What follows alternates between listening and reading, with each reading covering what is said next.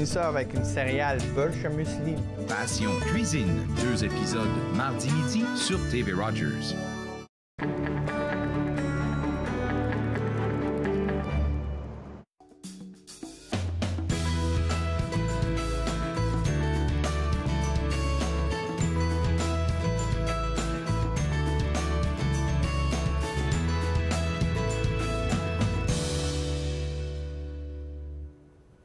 Bonjour et bienvenue à Entre nous, exclusivement sur les ondes de TV Rogers. Je suis Claude Andrea Boni et je me ferai le plaisir de passer la prochaine heure avec vous. À notre émission, nous recevons régulièrement des représentants de Meet the Keeper et eux, leur but est de sauver des animaux délaissés par leurs propriétaires en leur offrant des soins et un environnement sécuritaire. Donc, si vous aimez les animaux et que vous désirez offrir un soutien financier à l'organisme Meet the Keeper, je vous invite à les encourager en faisant un don.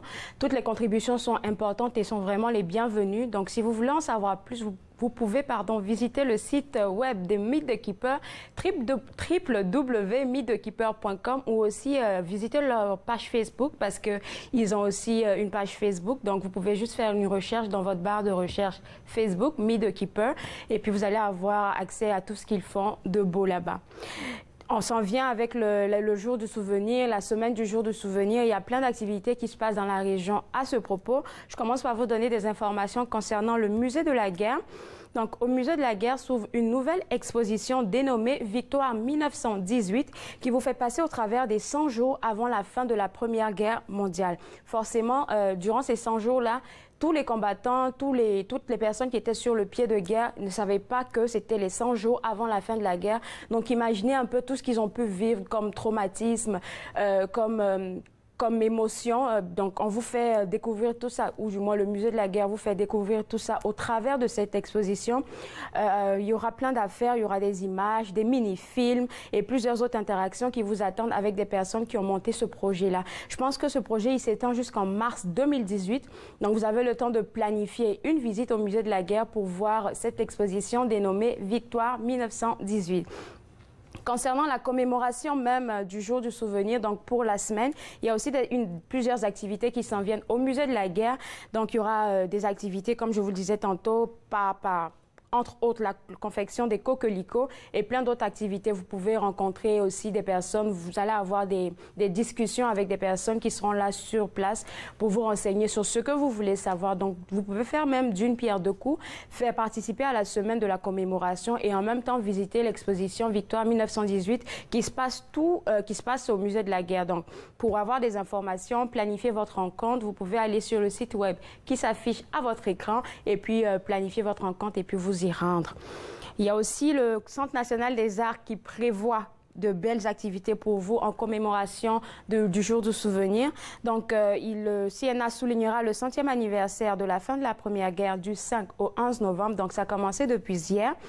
Ça sera au programme, vous aurez des prestations solennelles, des événements publics gratuits et des spectacles vraiment assez époustouflant, et vous aurez aussi des projections de films et puis plein de mini-documentaires. Si vous voulez avoir des renseignements aussi sur ce qui se passe au CNA, vous pouvez directement aller vous rendre sur le site web et programmer aussi votre visite.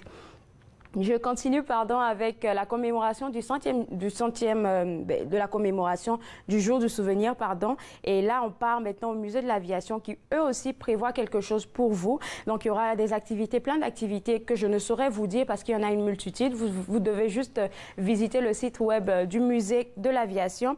Il y aura d'abord des activités pour la semaine du souvenir. Donc, ça a commencé depuis le 3, je pense que c'était samedi. Donc, ça s'étend jusqu'au 11 novembre, c'est-à-dire au jour même du jour du souvenir. Donc, vous êtes appelés à visiter aussi le site web pour voir un peu qu'est-ce qui se passe de leur côté. En plus de ça, il y a la programmation des fêtes qui s'en vient déjà avec le musée de l'aviation. Donc, vous pouvez voir tout ça sur le site web du musée de l'aviation et puis planifier votre rencontre. Je vous en parle depuis la semaine passée. Je vais vous le montrer. Il y a le lancement du livre de M. Maurice Henry, donc je suis. C'est un bel ouvrage. Il y a 25 essais philosophiques. Moi, j'ai commencé à le lire depuis peu, j'ai bientôt terminé. Et c'est des histoires qui viennent vous chercher sérieusement parce que ça met en contexte tout ce que nous vivons ici, comme sur la terre des hommes. Ça met en contexte nos relations, ça met en contexte les histoires d'amour, plein d'affaires. Donc, je vous invite vivement à aller au lancement de ce livre-là pour rencontrer cet auteur. Et ça se fera le 8 novembre, donc ce jeudi, de 17h à 19h à la Librairie du Soleil du Marché Bail. Donc, si vous êtes intéressé, vous voulez découvrir l'auteur, voir un peu qu'est-ce qui se passe dans ce livre, vous êtes invité à participer à cet événement-là. Je vais en dire juste un tout petit bout sur cette exposition aussi de Nathalie Couteau intitulée Peau. C'est une histoire vraiment extraordinaire de deux personnes différentes qui, comme elle nous l'a expliqué, qui se sont connectées par la force de la nature. Et c'est deux femmes extraordinaires qui racontent leur histoire, leur rencontre, leur parcours au travers d'une exposition. Donc, si vous êtes intéressé, vous pouvez juste visiter le Facebook de Nathalie Couteau. Vous allez juste sur Facebook, Boutique Kewa, et puis vous allez avoir accès à tout ce qui se passe avec elle de son côté. Aujourd'hui, à l'émission, nous allons visiter plein d'affaires. Nous allons parler d'abord d'intimidation et de respect en milieu scolaire. Restez connectés. Ensuite, nous allons découvrir le Théâtre Bravo. Et puis, on se voit tout de suite après la pause. Restez connectés. Vous regardez Entre nous sur les ondes de TV Rogers.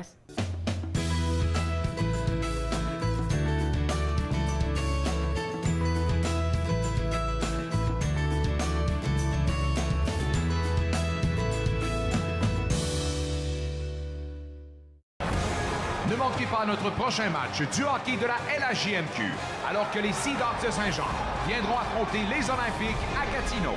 C'est un rendez-vous ce mercredi 19h30 sur TV Rogers. Mon nom c'est Erika et je suis bénévole à TV Rogers. À TV Rogers, j'ai appris comment être débrouillard. C'est une expérience que je trouve que tout le monde devrait essayer au moins une fois. L'ambiance à TV Rogers, c'est quelque chose d'extraordinaire. J'adore comment que tout le monde est chaleureux et ils acceptent tout le monde. Donc moi, je dirais, essaye le stage à TV Rogers. J'ai attendu une autre année, puis vraiment, j'aurais dû le faire plus tôt. Je suis vraiment reconnaissante aux anciens combattants qui ont créé les amputés de guerre puis qui ont participé à son développement puis à son essor. Une centaine d'années pour les amputés de guerre, ça veut dire beaucoup de choses. Pour moi, ça représente un peu la fraternité qu'on a entre les personnes amputées. Moi, ça m'a permis, plus jeune, de découvrir que j'étais pas la seule à être comme ça, sans un bras, une jambe. Et ils m'ont aidé évidemment à avoir mes prothèses parce que j'en ai eu beaucoup jusqu'à maintenant. Puis pour les donateurs, on doit leur dire un gros merci, évidemment. Merci de nous permettre de vivre notre vie. Cette émission vous plaît? Vous pouvez vous en procurer une copie DVD en composant le 613-247-4601 ou en visitant le tvrogers.com.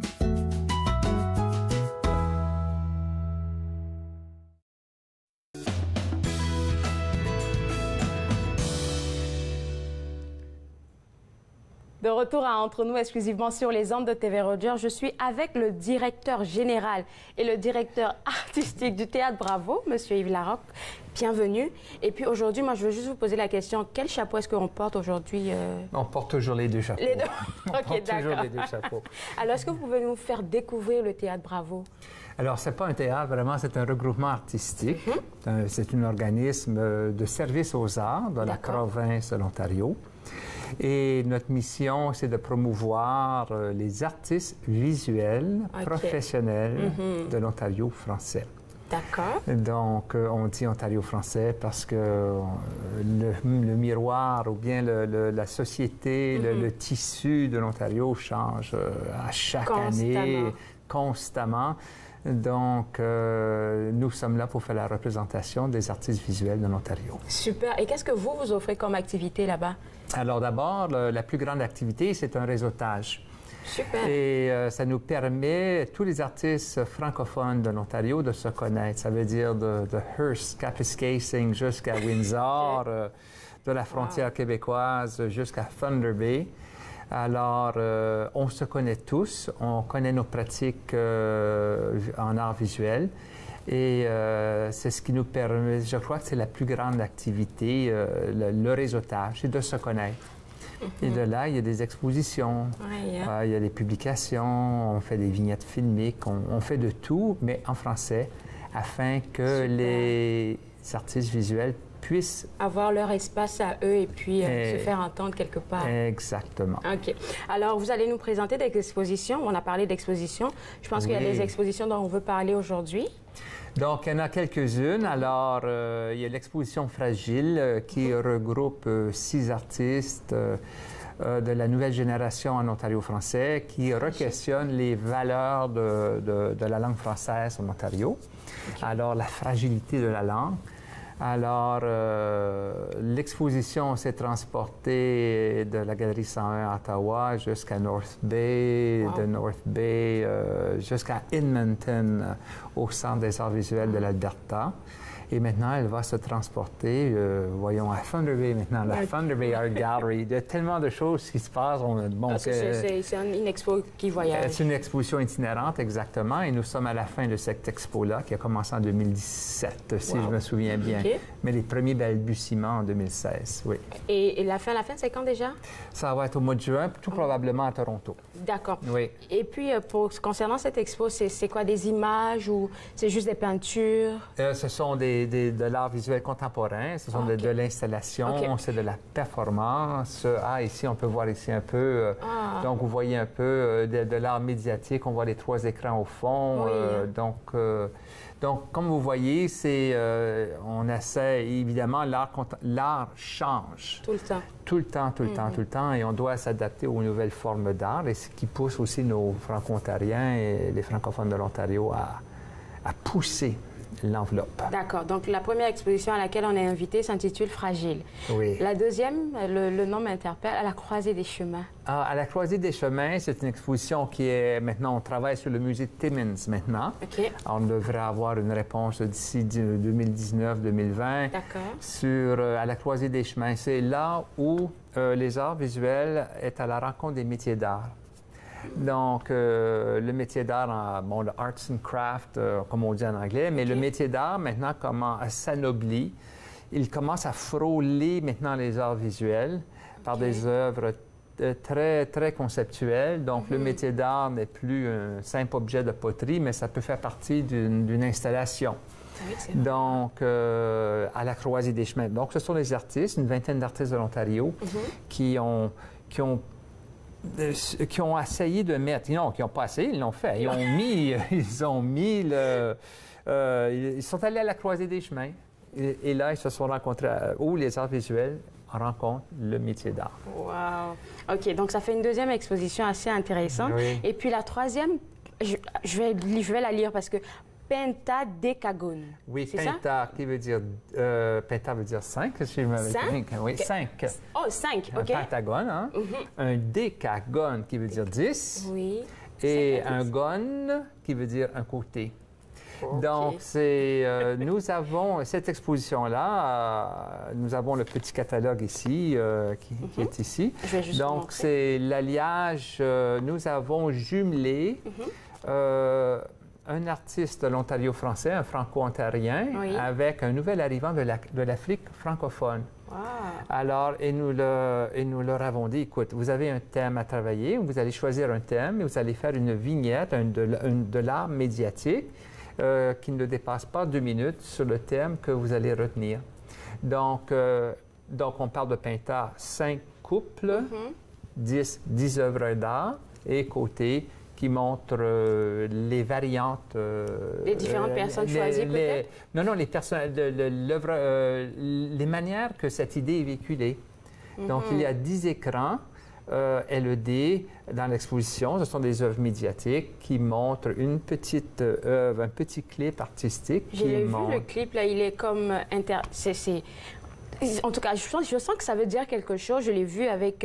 parce que je viens de l'Afrique, vous pouvez le voir. Donc, j'ai vu un peu la forêt, j'ai vu un peu la verdure. Et puis, d'un autre côté, j'ai vu une autre dame qui était carrément dans la nature, mais dans une nature différente, c'est-à-dire avec des climats différents. Ça se voyait. Oui, ça, là, je ne sais pas quelle œuvre vous avez vu en... Avec, je pense avec Aminata Farmo, parce que je la connais. Oui, avec Aminata Farmo et Luce Marquis. Donc, on a jumelé Luce Marquis qui vient du nord de l'Ontario avec Aminata Farmo qui vient de l'Afrique.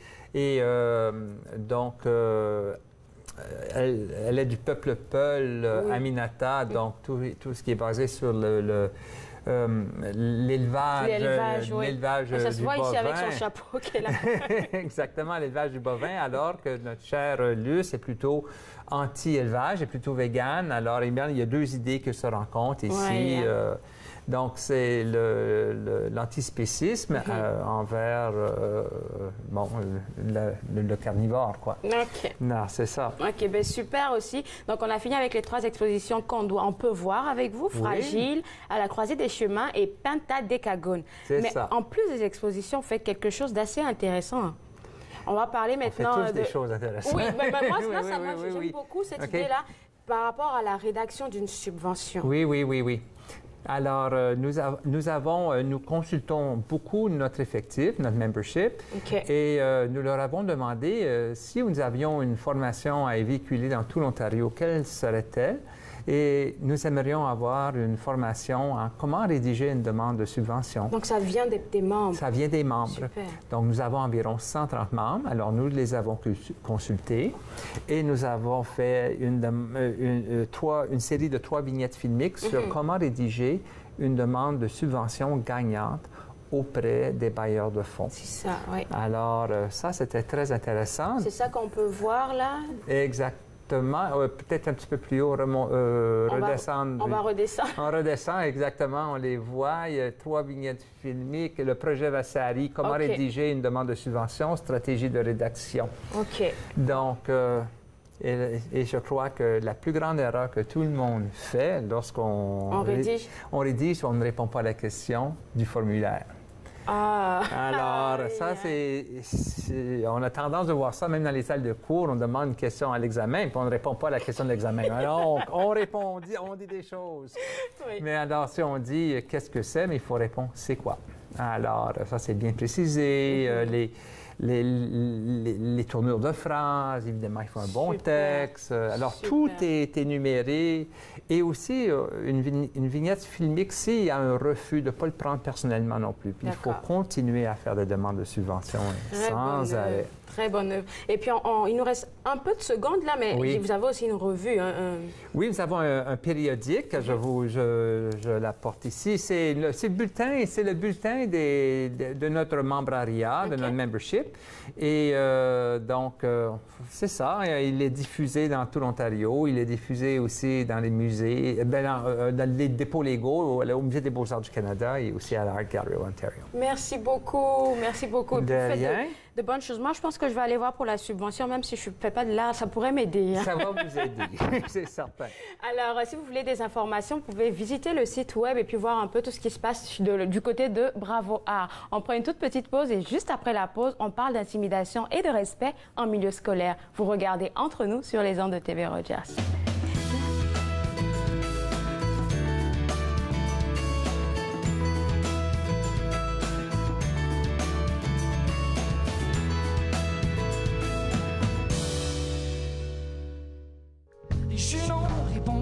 Colère, mon maudit gros jaloux. Non mais là vas-tu te taire? Qu'est-ce que t'as à envier le Billy Love? Toi t'es plein au bout de ta plume de mots qui innovent pour amplifier l'esprit, l'énergie de sa voix.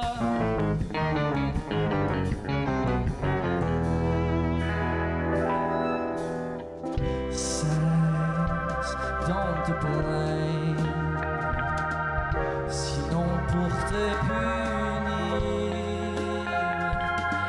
je t'enlèverai tes figures de style. Hey, car la jalousie est la passion d'une âme lâche. Une aveu secret, savais toi qui une fois articulée, a besoin pour plaire d'une panoplie de bonnes idées qui sonnent un peu mieux quand on trouve les bons airs. Parce que personne à lui seul a tous les talents, au final ça fait qu'on est complémentaires. Christian, à fière allure, et la fleur de l'âge, mais son plate, ses racontages Cyrano, c'est lui qui a le flair, ces deux-là, ils font la paix ensemble, ça déménage et tous. Oh oui, tous!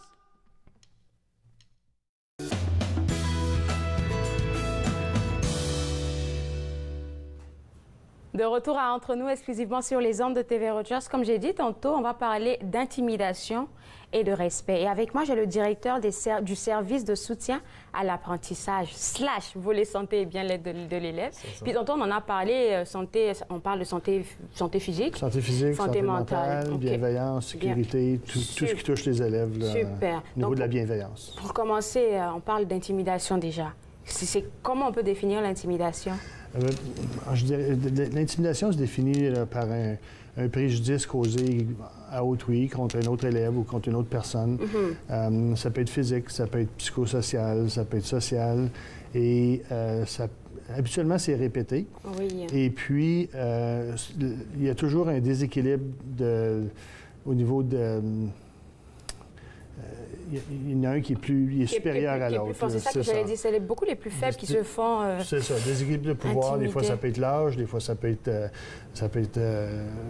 l'éducation. Il y a toutes sortes de raisons pour lesquelles... On est tous passés par là, quelque part. Parce que je me souviens que moi, quand j'étais plus jeune, dans ma classe au primaire, j'étais la plus jeune de ma classe et je me faisais comme... on me fatiguait pour ça, là, en tout cas.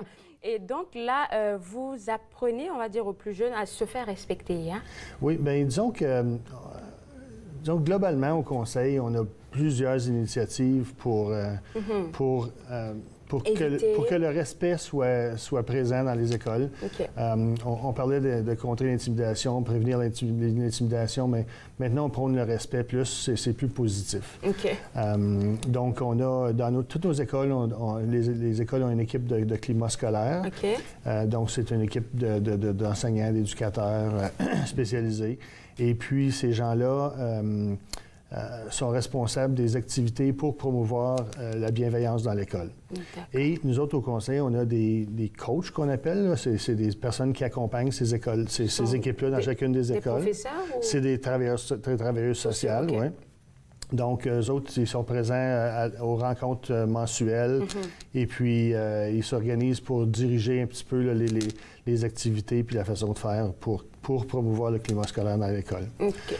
À l'intérieur de ça, bien, nous autres, on a prôné sur un programme ou une stratégie qui s'appelle « Arrête, éloigne-toi, parle ». Arrête, éloigne-toi et parle. Oui, ça, c'est vraiment pour contrer l'intimidation. Donc, c'est vraiment une stratégie qu'on enseigne aux enfants.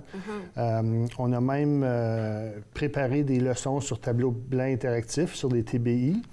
Donc, les enseignants ou les enseignantes enseignent les leçons aux enfants. Comment dire j'arrête quand ils sont en situation d'intimidation. Comment s'éloigner du problème si ça ne cesse pas après avoir dit j'arrête. Et comment aller en parler à un adulte. Donc ça, c'est pour les petits. Arrête, éloigne-toi, parle. Les petits jusqu'à la 6e année, à l'élémentaire. OK. Au secondaire, c'est sensiblement la même chose, sauf qu'on utilise différents... termes? Différents vocabulaires parce que ça colle mieux au secondaire. OK.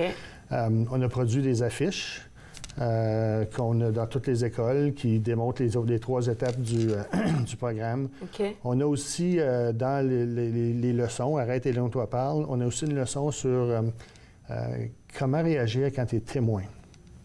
Parce qu'on sait que 80 du temps, lorsqu'il y a de l'intimidation, si le témoin intervient de façon positive, ça cesse. Oui, ça cesse. Ou comme laisser-le tranquille, quelque chose dans le genre. Exactement. Sauf que ça prend beaucoup de courage pour un témoin de... Parce que tu peux te faire intimider aussi par la suite. Oui. Exactement. Donc, tout ça pour dire qu'on enseigne aux élèves comment réagir, comment aller chercher de l'aide. Donc, quand les élèves viennent chercher de l'aide, bien là, il faut montrer aux adultes comment réagir quand l'élève vient chercher de l'aide, parce que ça aussi, ça prend du courage. OK. Wow. Ouais. Donc, c'est pas vraiment... je vais dire que vous apprenez aux plus jeunes à être responsables. Oui, c'est ça. Bien, on les apprend à réagir dans une situation d'intimidation. Donc, c'est pas agréable. Souvent, ils vont garder ça pour eux, ça va accumuler, puis il y a toutes sortes de façons qu'ils vont réagir. Donc, s'ils apprennent à bien réagir avec les leçons, bien, ils vont aller voir l'adulte plus rapidement. Sauf que l'adulte doit réagir lui aussi, parce que si l'enfant va voir l'adulte et puis il n'y a rien qui se fait, bien, c'est certain qu'il ne retournera pas.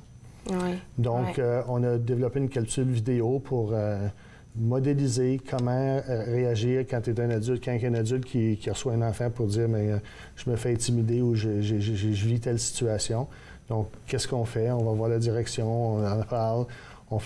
Nous autres, on parle toujours de boucler la boucle. Donc, une fois que l'intervention a été faite, avec l'enfant qui subit et l'enfant qui pose des gestes, bien, après ça, on retourne voir l'enfant et on dit, bien, on a fait telle chose. Est-ce que ça a changé? Si ça n'a pas changé, bien, parle-moi.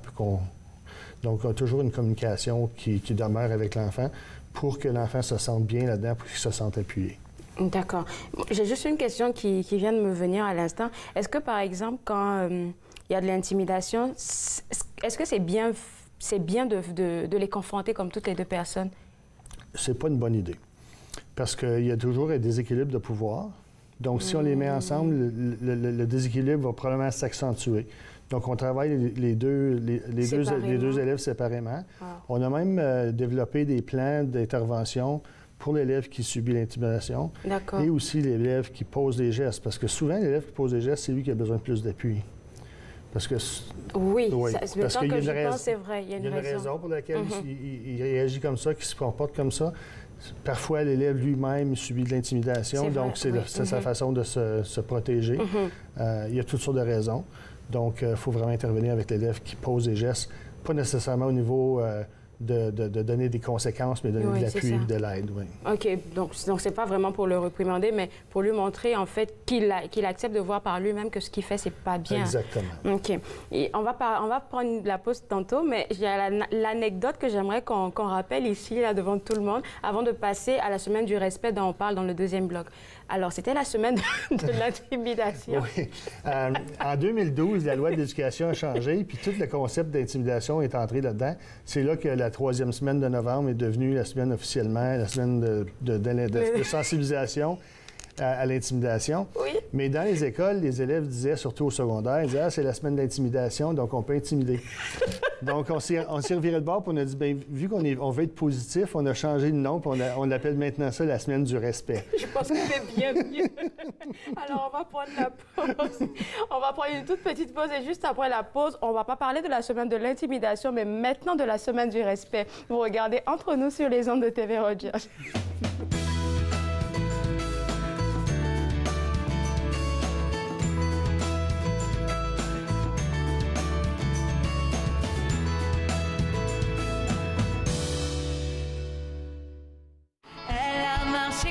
Des chemins, moi sombre, elle sait où elle s'en va. Elle a l'envie de regarder derrière, elle a mis de côté toute sa misère. Où elle sait où elle s'en va. Les jours qui semblent pareils s'envolent en un instant.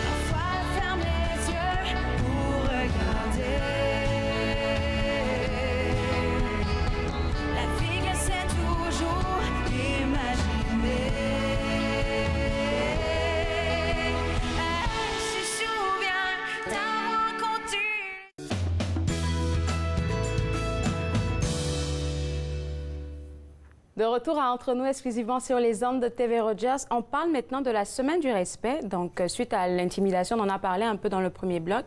Puis là, on est rendu à vraiment tout le travail que vous faites pour que le respect s'établisse dans les différentes écoles. Puis moi, la question que j'aimerais vous poser, c'est de savoir, la semaine du respect, depuis on a dit depuis 2012, hein? Ouais. Et puis vous êtes là depuis la naissance de la Semaine du respect? Oui, moi, je suis dans mon poste, là, j'ai vu le changement de la loi là, en Super. 2012. OK. Au début, la Semaine du respect, c'est la 3e semaine de novembre, donc cette année, c'est du 18 au 24. Mais nous autres, la semaine scolaire, là, ça va être du 19 au 22 parce que le 23, c'est une journée pédagogique. Donc, on a 4 jours d'activité. D'accord. C'est certain que la Semaine du respect, on promouvoit le respect, on promouvoit la sensibilisation, l'intimidation, tout ça. Mais on veut que ce soit une chose qui dure toute l'année. Hein, parce que les écoles doivent élaborer un plan pour contre l'intimidation et ils ont des activités tout au long de l'année. Okay. Mais on concentre maintenant sur la Semaine du respect. Les premières années, on proposait un paquet d'activités, de stratégies aux écoles. Depuis 4 ans, on a une belle trousse qu'on fait, un graphiste qui met ça tout beau, là. Okay. Et on a des activités à tous les jours. OK, durant ces 4 jours-là. Durant ces 4 jours-là, oui. Donc, on propose une prière selon le thème, et on a des thèmes à chaque jour. Ensuite, il y a des activités communes où les élèves peuvent faire... C'est l'ensemble de l'école qui peuvent faire cette activité-là ou cette stratégie-là. On lance des défis individuels aux élèves aussi. Quel genre de défi, par exemple? Par exemple, disons mercredi. Le mercredi, le thème, c'est la sensibilisation au genre. Au genre? Au genre. OK. Donc, le défi pour les tout-petits, c'est on invite quelqu'un à jouer avec nous, qui habituellement, on n'invite pas. Là, là, donc, ça peut être un petit garçon, une petite fille pour accepter tout le monde. Ouais. Au secondaire, le défi, ça va être de réaliser ou de remercier un adulte significatif. Parce qu'on sait que si on est marginalisé ou si on subit de l'intimidation, c'est important d'avoir quelqu'un dans l'école, un adulte significatif à qui on peut aller se confier, puis on a confiance. Ah, ça me rappelle que je dois dire merci à quelqu'un parmi les gens du coop qui sont avec nous parce que ce matin, j'ai vu des petits mots très gentils sur mon bureau. Je ne sais pas qui me les a écrits, mais je pense qu'on est en plein dans notre semaine du respect, nous. Absolument. Alors donc, en plus des défis, qu'est-ce que vous proposez d'autre? Bien, c'est ça. Là. Il y a toujours une activité globale que l'école peut faire en entier. Comme j'ai dit, là, la semaine du respect, le mercredi, ça se trouve être... pour l'élémentaire, c'est la conscientisation des stéréotypes du genre. D'accord. Donc, on demande aux enfants je suis sportif. Est-ce que c'est plus un garçon ou une fille? Je suis... Éviter les différences. C'est ça. Puis, une fois que les élèves ont répondu à ces questions-là, bien là, on a une discussion avec eux, puis ils disent, toi, tu es une petite fille, puis la plupart des gens ont dit, c'est des garçons qui sont sportifs, mais toi, est-ce que tu peux être sportive aussi? Puis, donc, on a ces discussions-là pour essayer de démystifier ces stigmatismes. Je pense que c'est bon parce que ça permet aux jeunes ou aux tout petits de s'affirmer dans ce qu'ils veulent faire. Ou... Absolument. Oui, hein? Absolument. Et puis au secondaire, bien, c'est une sensibilisation à la population LGBTQ+. Oui, OK. Donc, on sait que c'est souvent, ces élèves-là, ils peuvent être plus à risque de se faire intimider, tout ça. Oui. Donc, on parle maintenant, l'activité pour le secondaire, c'est, on a des genres de... Je ne sais pas comment on le dit en français, là, les post-it, là. Des petites feuilles, oui, c'est ça, les post-it. Ben, je pense qu'il y a un nom en français, mais je ne me souviens jamais. Moi, je suis toujours post-it, en tout cas. De toutes les couleurs de l'arc-en-ciel, parce qu'on sait que le sigle ou le drapeau de la communauté LGBTQ+, c'est l'arc-en-ciel. Et on demande aux élèves d'écrire des mots positifs pour qu'ils comprennent qu'ils ont plusieurs alliés dans l'école. C'est ça. Et puis que ce soit des adultes qui sont signifiants pour eux, ou bien d'autres élèves qui sont alliés à la communauté LGBTQ+. Donc ça, c'est l'activité vraiment pour le mercredi, là, qui est commune à toute l'école. Dans la plupart des écoles, ils ont un comité pour planifier cette semaine-là. D'accord. Donc, nous autres, on s'efforce d'envoyer la trousse dans les écoles au début octobre, parce que la planification se fait d'avance. Pour qu'ils puissent planifier eux-mêmes par rapport à leur réalité, je suppose. Oui. Et puis, il y a un comité de travailleurs sociales qui planifie cette trousse-là. Donc, ils sont déjà en train de travailler la trousse de 19-20, comme c'est là. Mais les écoles ne sont pas obligées de suivre cette trousse-là. Il y en a qui choisissent une activité ou 2 activités. Il y en a qui décident de faire d'autres choses. Puis, on encourage beaucoup les écoles à faire la promotion sur les réseaux sociaux des activités qu'ils font, là. OK. Donc, vous passez tout ça, la trousse d'activités et toutes ces affaires, ça passe forcément par une bonne stratégie de communication, je dois dire. Hein? Qu'est-ce que vous avez comme, je sais pas, des stratégies vraiment ancrées? Bien, nous autres, la trousse, comme je l'ai dit, est envoyée dans les écoles là, au début octobre. En plus de ça, vous avez... Bien, quand la semaine va, c'est dans 2 semaines. Là. Oui. Donc, avec le service des communications, là, on va commencer à promouvoir la trousse, promouvoir les activités, promouvoir la semaine de sensibilisation pour que la population en général soit au courant. Soit au courant qu'il y a et puis ça, que les écoles se préparent eux autres aussi parce qu'on veut... on veut faire connaître les activités que les élèves organisent. Là. Puis dans la plupart des écoles, il y a des élèves qui sont impliqués dans l'organisation de ces activités-là. Wow. Oui, il y a toujours des élèves dans les comités. Il y a les comités d'adultes, mais surtout au secondaire, là, souvent, ce sont les élèves qui... C'est bon de les impliquer, moi aussi, oui. Absolument, oui. Ben, alors, merci beaucoup. Et puis... bonne semaine à vous, on va dire. Je ne vais pas vous retenir plus longtemps parce que je pense qu'on doit courir bientôt. Bien, c'est ça. Puis si vous voulez avoir plus d'informations, c'est écolecatholique.ca. École catholique au singulier, pas d'espace. OK. Merci beaucoup, M. Cloutier. Alors, si vous voulez des informations concernant la semaine du respect qui s'en vient au CECCE, du 18 au 24 novembre, vous visitez le site web qui s'affiche à l'écran. Nous, on prend une toute petite pause et juste après la pause, j'ai mal au coude, on en parle avec Arthur Coinco. Vous regardez Entre nous sur les ondes de TV Rogers.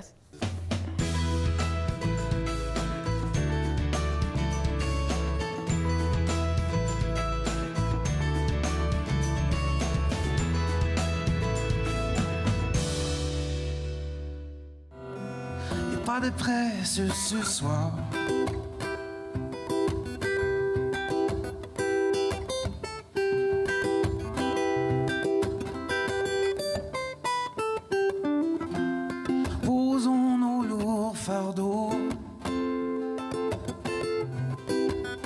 J'allumerai le feu.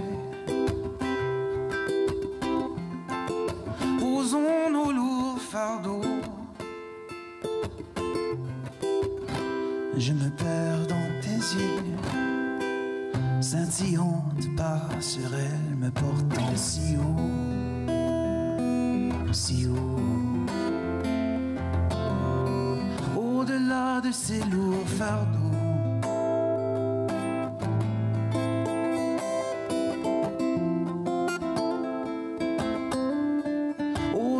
De ces lourds fardeaux.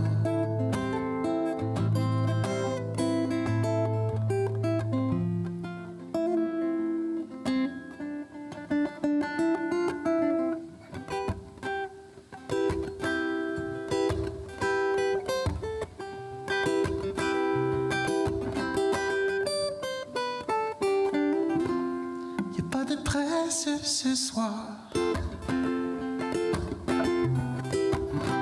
Pas besoin d'aller plus loin.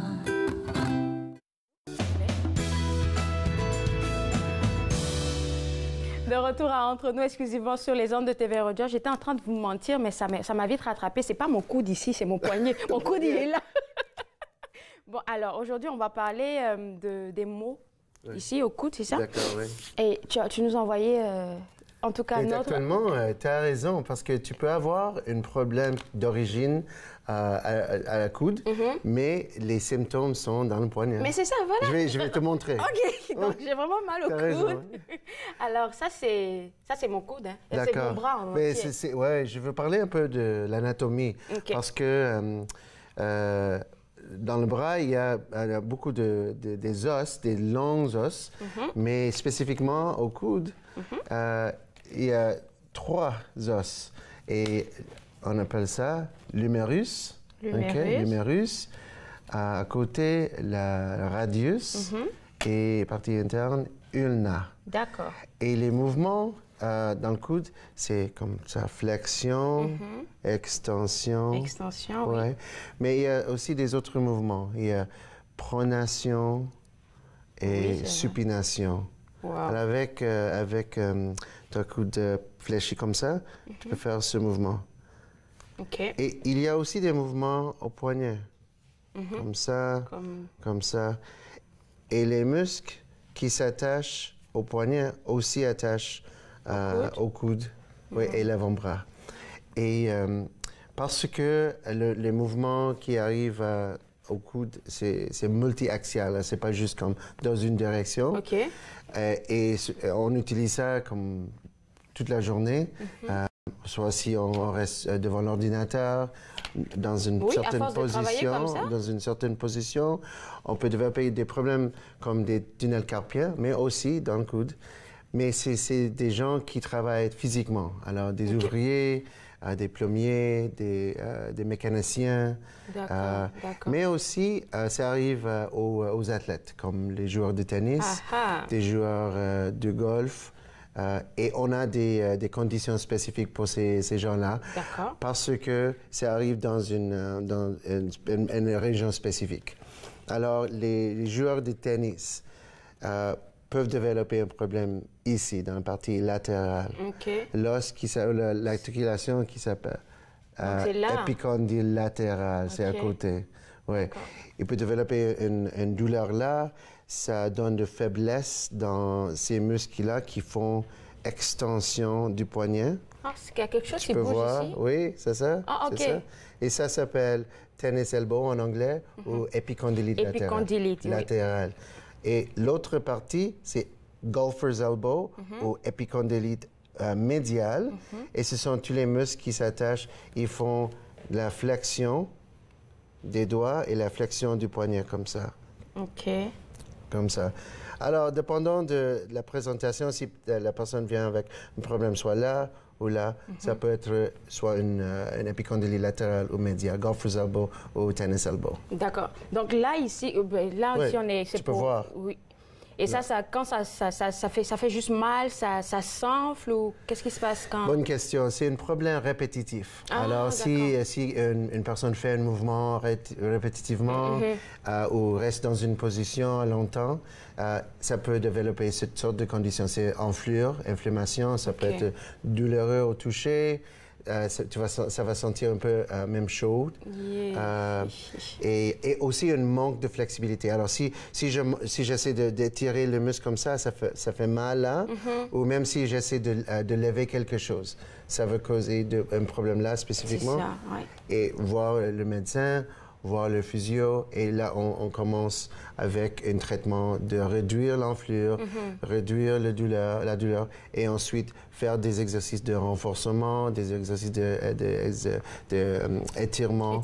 Hey, ça va faire mal. Et si tu es un athlète et tu veux retourner au sport, on va faire des exercices spécifiques, soit le tennis ou le golf. D'accord. Et moi, je veux juste, parce qu'à la maison, on a souvent des baumes qu'on peut utiliser. Oui. Est-ce qu'on peut se masser par soi-même? Tu peux masser des baumes comme ça, tu peux mettre la glace, tu peux mettre le chaleur. Ça dépend de dans quel stage. Si la condition est enflée, c'est mieux de mettre la glace. Mais si c'est plus chronique, et les muscles deviennent un peu trop tendus, le physio va faire une sorte de massage. Peut-être avant de faire ça, de mettre un peu de chaleur pour augmenter la circulation. D'accord.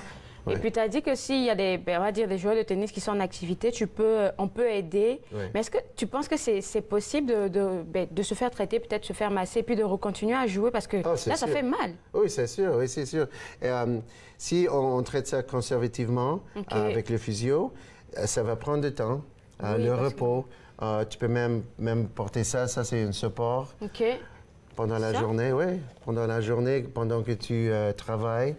Mais avec le temps, ça va guérir. Mais ça dépend du degré. Alors, si le physio ne fonctionne pas et si la personne a encore de douleur, peut-être faire une réévaluation. On peut développer un problème dans le coude, mais d'origine du cou. On doit faire certains tests, avoir un ultrason juste pour voir s'il y a des déchirures dans ces tendons, des petits muscles qui s'attachent au coude. Mais il y a un processus à faire. Et si ça marche, ça marche. Si ça ne marche pas, on fait plus de tests des autres évaluations. Donc, tout est connecté, en fait, de notre corps. Parce qu'on a parlé du cou, et puis là, on est rendu au cou. Oui, les nerfs qui ont d'origine du cou. Une mauvaise posture. Oui, c'est ça. Tu peux même... parce que les muscles en avant deviennent très serrés. Alors, avec les épaules très arrondies comme ça. Des personnes voûtées, il y en a ça met plus de stress, plus de tension ici. Et si je fais un mouvement comme ça, et ça cause des problèmes. Alors, c'est très global. Je vais essayer de mieux me tenir. Oui. Je vais essayer de mieux me tenir. Je pense qu'on a plein d'exercices à faire, là. C'est bon? D'accord, oui. On va prendre la pause? Excellent, excellent. Juste après la pause, on fait des exercices pour... ça, c'est mon coude, oui, c'est ça. Oui. Pour soigner nos coudes. Vous regardez Entre nous sur les ondes de TV Rogers.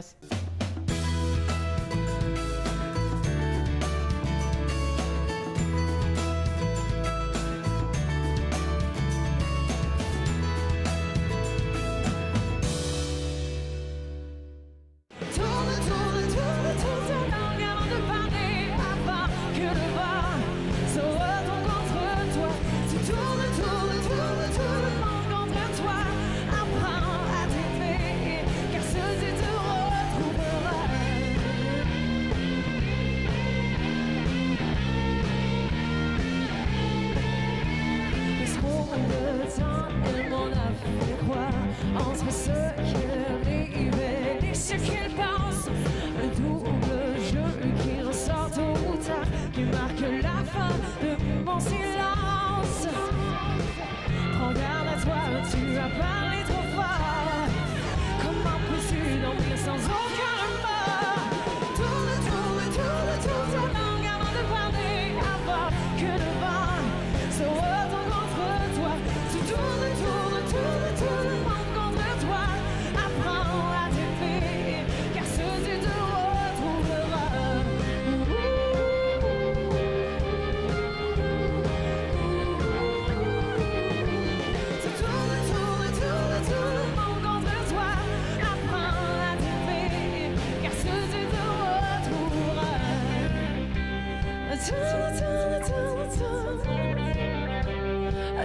Tourne, tourne, tourne.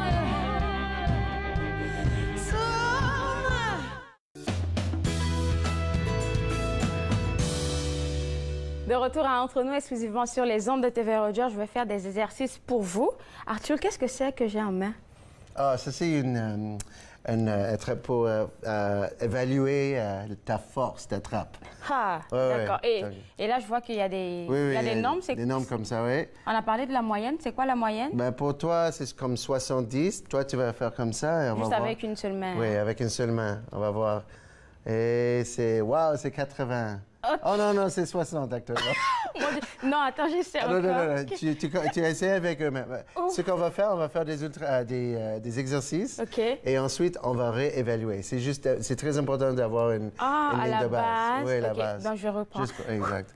Ouais. OK, c'est comme 65. Mon Dieu, je n'ai même pas le... Tu vas gagner 5 livres. OK. D'accord. Alors, ce qui est important de savoir, c'est nous, on fait beaucoup d'exercices pour la partie en avant et en arrière. Mais on ne fait pas beaucoup d'exercices pour le côté, les côtes, des choses comme ça. Mais c'est important de faire des exercices comme ça parce que sinon, les bras à côté, qui sont attachés aux côtés, doivent travailler trop fortement. Alors, c'est important de travailler tout le corps, en avant, en arrière. D'accord. OK, c'est important avec ces conseils-là.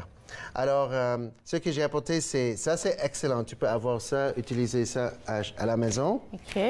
Alors, j'ai juste un poids libre comme ça, une bande élastique, un balai comme ça, et tu vas juste faire... L'enrouler? Oui, comme ça. Je veux que tu fasses ça. OK. Assez avec ça. Mais c'est un peu lourd quand même, hein? Oui, continue. OK. Et ça sert à quoi? Jusqu'à la fin. Ça va renforcer les muscles de l'avant-bras qui s'attachent au coude. OK. Et c'est bon? Oui. Je peux le laisser? Oui. Excellent. Okay. Mais maintenant, essaie l'autre direction, comme ça, avec les mains comme ça. Et tu tournes. OK. On va essayer. Oui, comme ça. Excellent. OK. Alors, ça renforce les muscles qui s'attachent au coude et aussi au poignet. C'est un peu comme les poids qu'on trouve dans les salles de gym je sais pas comment ça s'appelle, Oui, c'est ça? Oui, comme ça, mais ça c'est plus fonctionnel. Tu peux faire ça à la maison. D'accord. OK? Des autres choses, ça c'est une... Tu connais ça? Pourquoi on a un marteau? Tu sais que le mouvement que j'ai te montré avant, c'est on fait comme ça, oui. coude, et ça. Mais aussi l'autre mouvement de pronation et supination. Pronation et supination. Alors là, tu peux garder ta main comme ça, et tu peux faire cette sorte d'exercice. D'accord. Toi, tu essaies ça? Je vais essayer, donc comme ça. Qu'est-ce que je fais? Tu laisses comme ça et tu tournes. Exact. Mets ta main là. OK, là. Pour supporter ta poigne. Et c'est ça. OK, et là, je travaille quoi, les pronateurs et supinateurs, ce sont les muscles qui font ces deux mouvements comme ça. D'accord. Et ce sont aussi les muscles qui s'attachent au coude. Okay, ça, c'est un excellent exercice. Donc, avec un petit marteau à la maison, vous pouvez faire ça. Oui, mais ça doit être stable. Stable. Et avoir une bonne posture comme tu fais. Excellent. Si tu es un joueur de tennis, par exemple, et tu développes ce sorte de problème... ici au coude, oui. Ici, partie latérale. Normalement, le problème, c'est le mouvement de le revers de tennis. Oui, c'est ça. OK. Si tu frappes là-bas, c'est trop proche de ton corps, des mauvaises techniques, tu peux développer un problème. OK. Alors, d'avoir la bonne technique, d'avoir des instructions comme ça c'est important. Mais de faire un exercice spécifique, j'ai inventé cette sorte d'exercice. Ah oui, parce que là, je me demandais qu'est-ce que ça faisait. Exact. OK, alors si tu utilises deux mains pour le revers, tu peux faire cette sorte d'exercice. OK, ça travaille. OK.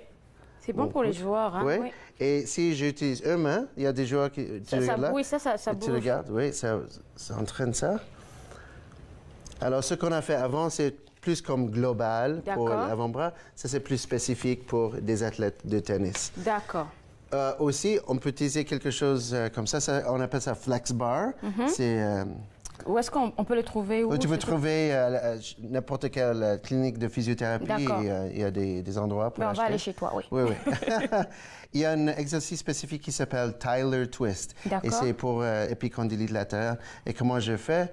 C'est par exemple, si je veux renforcer ça, je fais comme ça, je laisse et comme ça. Il y a une méthode à suivre, mais juste pour étirer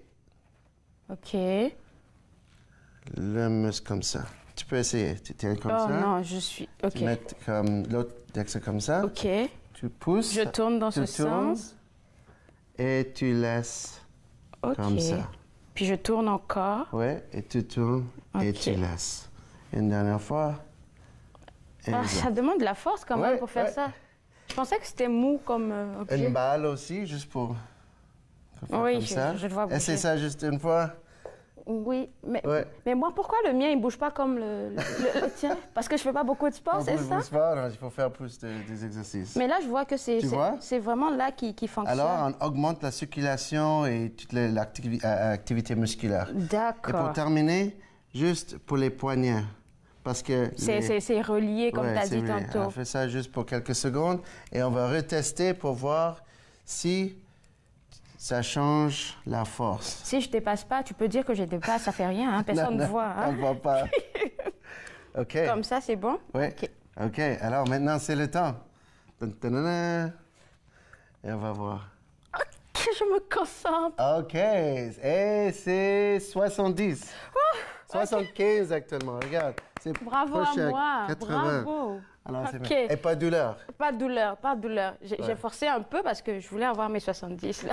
Ah ouais. Alors, ce qui est important, c'est d'avoir une ligne de base, de voir un physio qui sait quoi faire, de faire une bonne analyse, de faire des exercices chez toi, d'avoir des thérapies manuelles, d'utiliser des autres appareils qui aident à soulager la douleur ou l'enflure. D'accord. Et oui, juste d'avoir une bonne santé. et de savoir que la posture, d'avoir une bonne posture pendant la journée. Parce que tout est connecté. Hein? Tout est connecté, d'avoir une bonne santé, de faire des exercices, ça c'est très important. OK. Donc là, il nous reste un peu de temps. Je veux juste savoir qu'est-ce qu'on fait, nous, à la maison? Parce que tu as parlé de l'intensité de la blessure. D'accord. Ça peut aller comme j'ai juste mal un instant et puis ça me passe. Même si j'ai mal juste un instant, je peux faire des exercices ou juste le masser? Si c'est un problème aigu, la première chose, aigu, comme ça arrive comme... À chaque moment, comme régulièrement? Comme il y a quelques jours qu'une blessure est arrivée, ou les symptômes, commence à réduire les symptômes. Quand on commence avec la glace, de mettre le support. La glace, OK. La glace, le support. Voir le physio. Le physio va faire de thérapie juste pour soulager ces symptômes. Et commence avec la flexibilité. Juste pour voir si, par exemple, si j'ai un manque de flexibilité ici au coude. Est-ce que ma balle... Ça, c'est plus pour la force, mais la mobilité. Bon, OK. La balle, la mobilité. Oui, c'est la force un peu, mais la mobilité, c'est comme si, par exemple, la personne qui vient avec ta coude fléchie comme ça, et je ne peux pas, OK. Oui, ça m'est arrivé une fois, que ça soit bloqué. Commence avec ça, commence à réussir d'avoir plus de mouvement, ou mouvement complet, comme ça, et même l'autre direction. Je pense qu'on va continuer avec d'autres exercices parce que là, on va en pause, là. Je prends un peu de force. On prend la pause, on revient tout de suite après la pause pour d'autres exercices. Regardez entre nous sur les ondes de TV Rogers.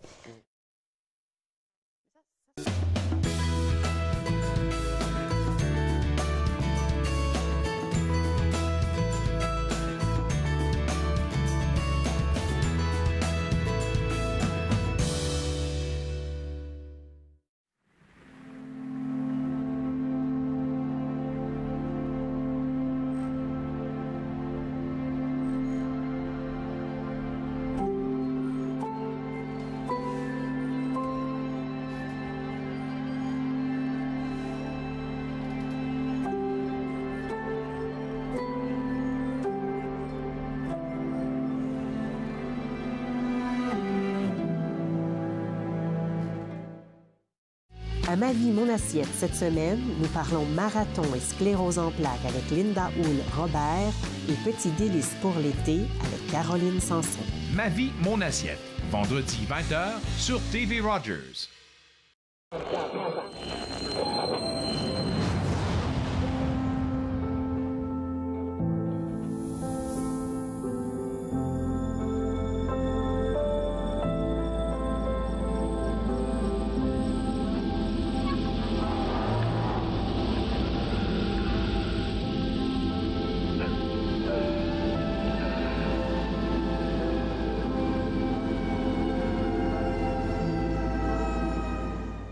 À la prochaine émission, je rencontre Gloria Charles-Pierre, l'éditrice en chef francophone et gestionnaire de contenu de la revue Wing. Mais c'est quoi Wing? Alors suivez-moi. Suivez-moi, jeudi 20h sur TV Rogers.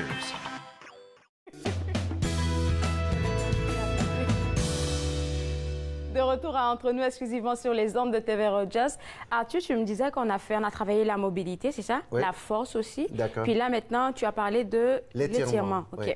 Alors, après de renforcer les muscles et augmenter la mobilité de l'articulation, c'est très important d'étirer les muscles parce que la prochaine fois que tu vas bouger ou utiliser les muscles, il y a plus d'élasticité. D'accord. Alors, fais comme ça. Comme ça. Comme ça. Tiens, juste ça? Ben, tiens ici. OK. 30 secondes, madame. 30 secondes. 30 secondes? Ouais. Wow, ça fait mal. Jusqu'à la fin, ça fait mal. Ouais. Et c'est fini. OK. Et puis là, c'est juste pour l'étirement que je fais? L'étirement comme ça. Tu peux faire l'autre direction comme ça. OK. Avec les coudes étroits. Les coudes étroits. Aïe, ça fait mal. Ça fait mal. OK. Et ça, c'est l'étirement. Je le sens. Ça s'étire par là? Oui. OK. Yes. OK. Et tu peux tourner aussi. OK. Bella, merci Arthur. Oh, merci à toi. Je me suis fait le plaisir de passer 7 heures avec vous. On se voit demain. Restez connectés. Bye.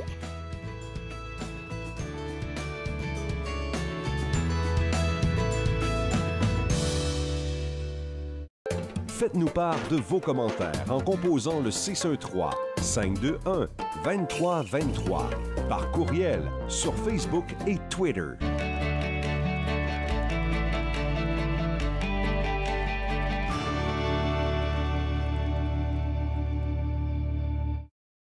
Bonjour, je suis Dustin Jihu, je suis un bénévole pour TV Rogers.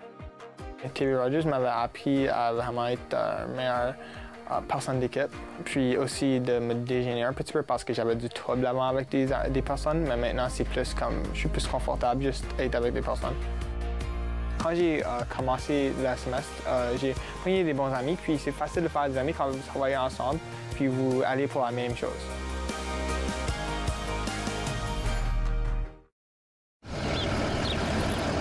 Bonne journée, mon grand. Je m'appelle Jacob, j'ai 6 ans et j'ai une amputation à la jambe gauche. Salut! Aujourd'hui, c'est une journée spéciale parce que je vais faire une présentation devant mes nouveaux camarades de classe. Ça, c'est ma jambe de natation. Ma prothèse de natation, c'est les amputés de guerre qui me l'ont donnée. Merci de votre appui.